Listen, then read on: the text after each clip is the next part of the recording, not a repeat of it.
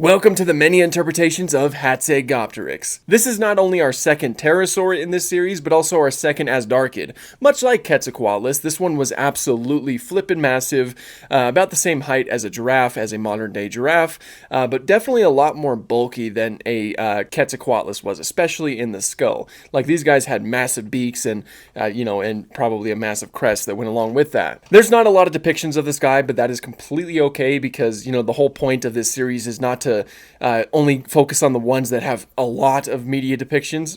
The ones that have very few deserve some recognition too. And Hatzegopteryx is a great example of one of those. So without further ado, let's get right into it.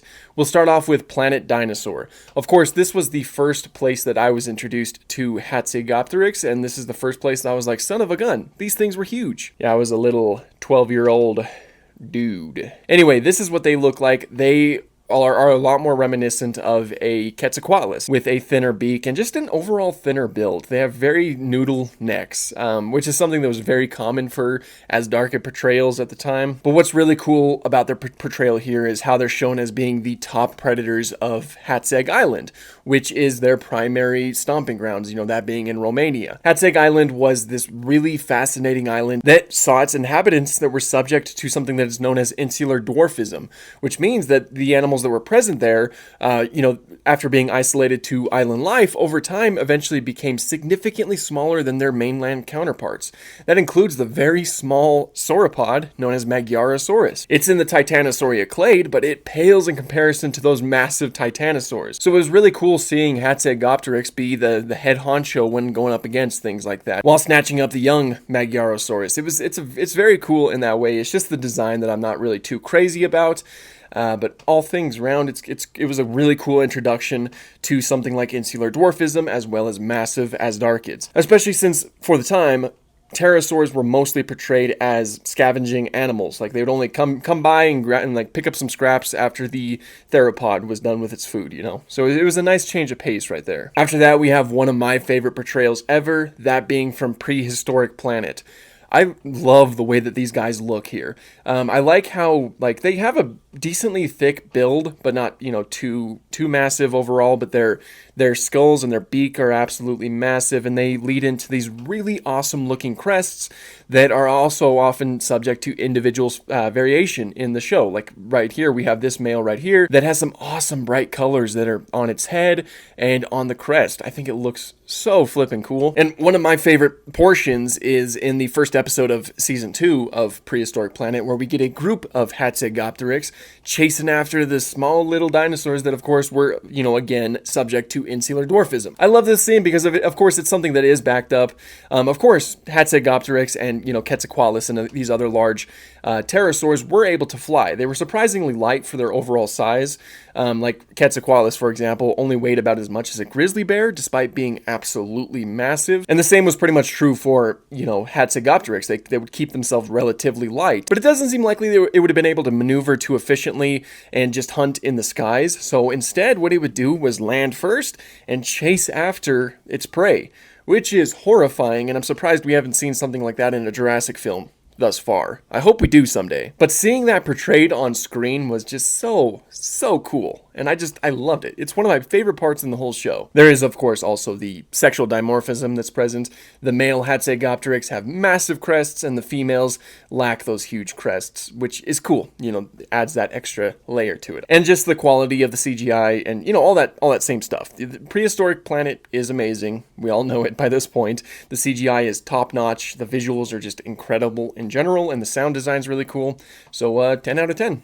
I would watch it again. In fact, I probably will. And then I believe we have it in Fossil Fighters. At least I was able to find this image right here. The colors look really cool together, and it has a huge beak, and everything else looks really good. I don't have too much else to say, but this is probably my favorite one in Fossil Fighters thus far. Now we have Path of Titans, and I have to be completely honest with you. This isn't really my favorite, and that's mainly because I just don't like the way that the neck looks. I don't know what it is about it. It's very thin, but not, it's not too thin, don't get me wrong. But it's just I think the whole shape of the neck too is just something I'm not a big fan of. The head looks really good though. Of course, you get the 3 different variations of it. Ooh, I don't like that one so much. But I think that the head is definitely a strong suit with it. So we'll go ahead and rock this one, and let's check it out in game. Here we have it. My favorite thing about it is the fact you can run around on all fours and, you know, chase after stuff if you so choose to. As Hatzegopteryx and many Azhdarchids, large Azhdarchids such as Quetzalcoatlus were likely able to do. So I do love that, and I love the abilities that are given to it, essentially. I like how difficult it is to take off. I don't know why, that's just a fun little balancing thing.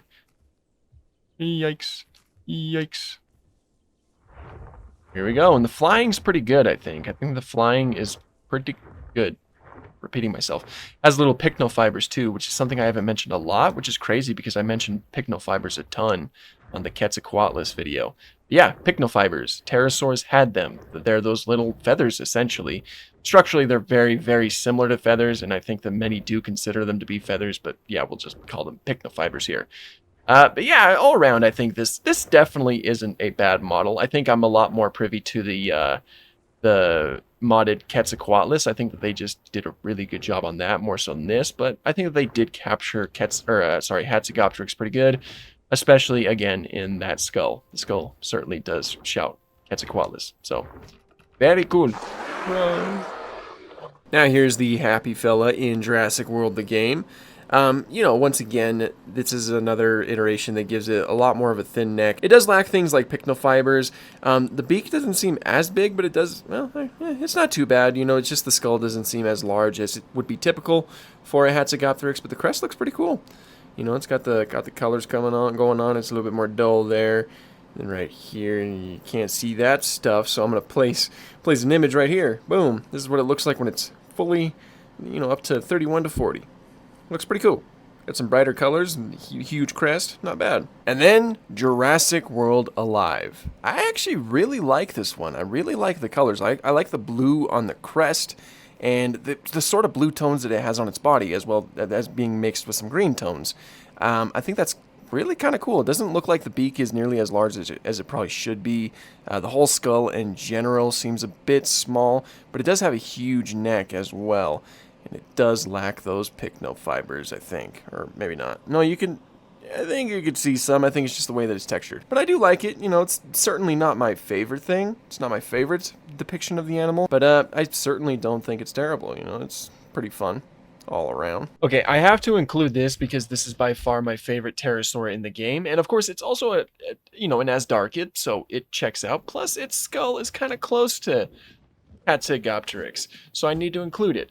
Anyway, this is Thanatosdraken, which, you know, was added to the game quite recently, and besides, I don't think I'll ever be able to do many interpretations of Thanatosdraken, so I might as well include it here.